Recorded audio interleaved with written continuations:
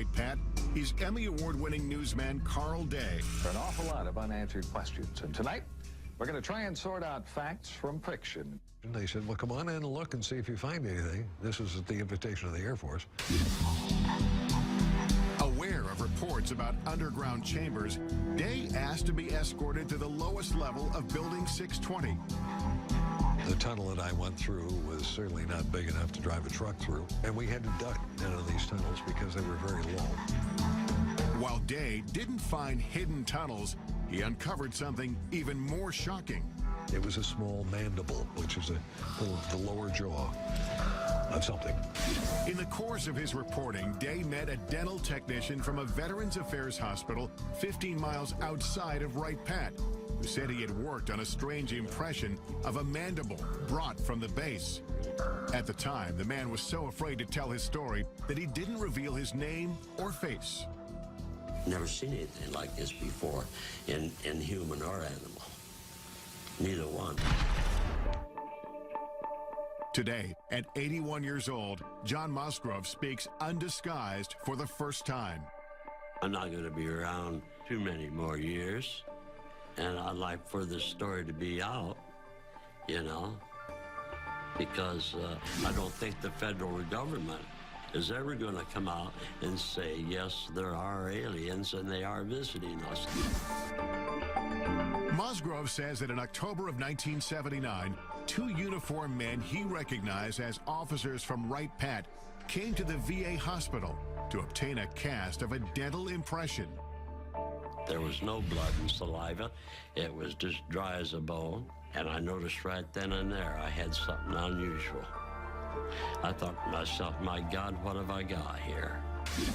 When Musgrove finished the assignment, his boss made it clear not to speak of what he saw ever again. He raised his hand up like this with the impression, looked at me and crushed it and threw it into the trash. And that's when he says, forget you ever seen this, forget you ever worked on it, don't talk about it. The impression was broken, but Musgrove dug the pieces out of the trash and put it back together so he could duplicate the cast. Convinced the mandible came from a skeleton stored at Wright Pat, Musgrove gave a copy of the cast to Carl Day to investigate. But the case went cold when nobody Day showed it to could identify its origin. I didn't want anything to happen to it, just in case. So it's in a safe deposit box. And I've got the key. Day agreed to retrieve the mandible from his personal repository. There it is. This is the first time it's ever been shown on national television. I would love to know if this is indeed representative of true aliens' lower jawbone. You can imagine how small the head must have been. 30 years after the cast was made, pressing questions remain. Could this be the smoking gun that we're all looking for? And final proof that indeed we're being visited by aliens? It proves one thing, there's something other than human and animal. With that in mind, we head to New York City to visit NYU dental anthropologist Shara Bailey. She has been studying the mandible we obtained during our investigation at Wright-Patterson Air Force Base. The jaw shape is what struck me first, because the shape of this jaw is very narrow in the front part, and then it kind of dips in here, and then it's very wide in the back. And this is very unusual for a primate. It makes this curve and then comes out. Yeah, it's kind of like an S curve, I guess you might call it. And certainly our teeth and jaws don't do that. No, they don't. Dr. Bailey has 2,000 primate casts, one of the largest collections in the nation, and she's compared the mandible to every single one. Can you say with any fair amount of certainty that this is not from a primate? Yes, I would put my career on it that it's not from a primate. Although Bailey can't match the mandible to anything she's ever seen, her examination of the cast does reveal new information. The cast was made from a skeleton. And this is of a living person. Because we see the gum here? Yeah, you can see the gum, and you absolutely can't see the gum here. The creature lost its teeth after it died. And there are also crypts. You can see that where the teeth might have been. The remaining teeth show it was an omnivore. It's something that eats both flesh and vegetables.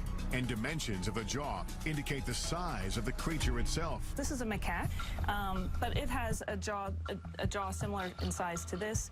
And so whatever this creature was, it was the size of a small dog. And the skull size would be similar as well to match this? Yeah, there's a very good correlation between jaw size and skull size. The cast has some characteristics that strike Bailey as peculiar, including signs of being scraped with a tool. It's definitely been modified. So that I can tell you.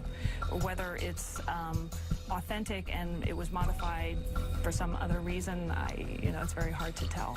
She also questions the apparent human-like dental pattern, which could disprove the notion that the cast came from an alien skeleton. If we're an alien and evolved on a different planet, totally separate from us, why would we ever expect it to have the dental pattern, the same number of teeth and the same types of teeth as a human? It's very odd. If in fact this came from another planet, how would you begin to really compare it to find out what it is? All I can do is compare it to living things on this planet. This mandible is not of any creature that comes from